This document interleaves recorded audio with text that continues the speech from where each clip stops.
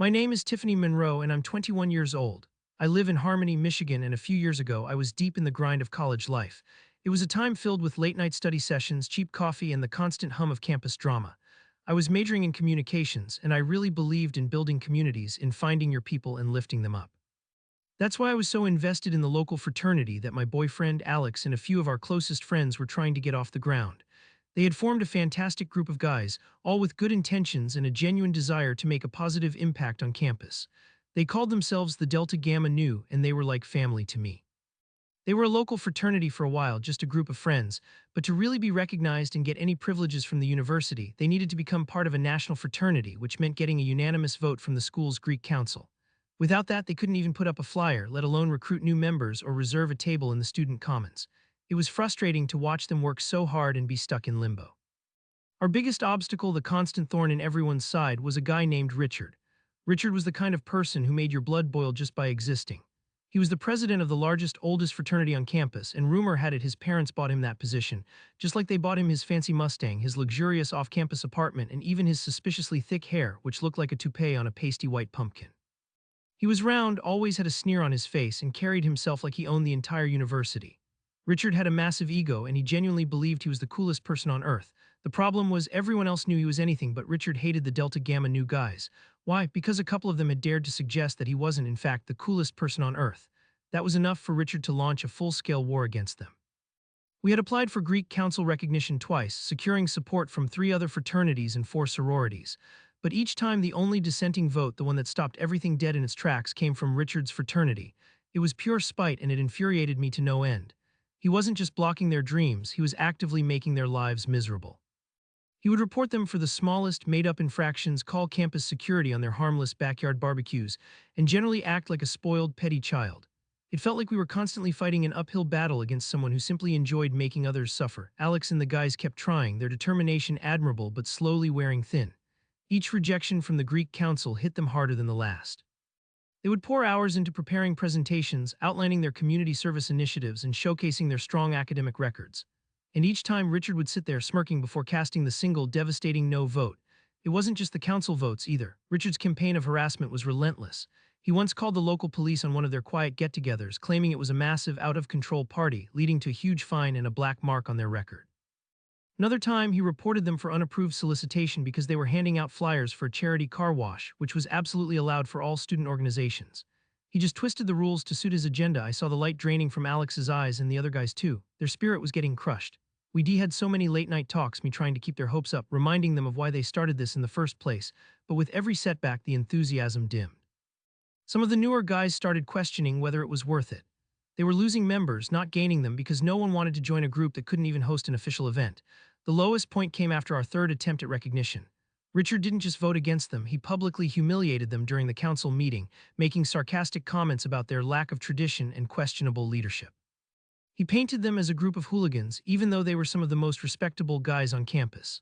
Afterward, Alex came back to my apartment, slumped on the couch, looking utterly defeated.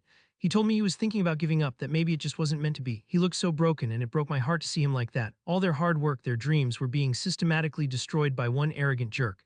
It felt like all hope was lost. Then one sweltering summer evening, fate, or perhaps just Richard's colossal ego, delivered us an unexpected opportunity. I was sitting by my window trying to catch a breeze in my apartment, which was one of the closest to campus. This apartment complex was a hub for Greek life, full of sorority sisters and fraternity brothers, including a whole apartment of guys from Richard's own fraternity. Parking here was a nightmare. The complex owners had a cozy deal with a local towing company, making a profit off anyone who dared to park even a tiny bit out of line. We all hated it, until that glorious night when I looked out my window and saw Richard's unmistakable, gleaming Mustang pull up. He didn't even bother looking for a legal spot, of course not. That would have required him to walk more than 50 feet, a distance clearly beyond the capabilities of such a privileged individual. So without a second thought, he just drove his car onto the grass right behind my building. My jaw dropped. It was Richard right there, illegally parked. A spark, a mischievous, vengeful spark ignited inside me. I knew that car. Everyone on campus knew that obnoxious car. I immediately pulled out my phone. First, I called Alex, not just him, but every Delta Gamma Nu guy I knew. Get over here now. Richard just made the biggest mistake of his life. Then with a wicked grin spreading across my face, I called the towing company. We could have just watched his car get towed, enjoyed the pure inconvenience, but that wouldn't have been nearly enough. Not for all the grief he'd given us, not for all the times he'd crushed Alex's spirit. When Alex and the guys arrived, their faces a mix of confusion and excitement, I explained the situation. One of the guys, a mechanical engineering major named Sam, immediately grinned. I know exactly where the cabin air intake on a Mustang is, he announced. That's when our collective, glorious, smelly plan really took shape. We ransacked my apartment, gathering every foul-smelling thing we could find. Expired condiments, a half-eaten bag of fish sticks that had definitely seen better days, a bottle of cheap, pungent nail polish remover I had bought on a whim, anything that promised maximum stink. We slathered it all around and into the air intake, making sure every crevice was coated. The summer heat would only intensify the aroma. Then, just for good measure, we decided his precious ride needed a full personal watering from all of us. I went inside and grabbed every empty water bottle and plastic cup I could find. We lined them up on the ground, and one by one the guys took their turn, ensuring every inch of that obnoxious car received a generous dousing. We even came up with a new nickname for him that night, Richard the Piss-Handed Wonder. It felt incredibly satisfying. Back in my apartment, we all gathered at the window, a nervous, giddy energy filling the room. It was like Christmas morning waiting for Santa, but instead of presents, we were waiting for a tow truck and a very unhappy Richard. We had one more brilliant idea. I called my sorority sister Maria, who I knew had Richard's number and, like everyone else on campus, absolutely despised him. Maria, I whispered, as soon as you see that tow truck hook up his car, call him and tell him you think you see his car being towed. Moments later, the tow truck rumbled into the parking lot. The driver, a gruff but efficient man, wasted no time getting to work.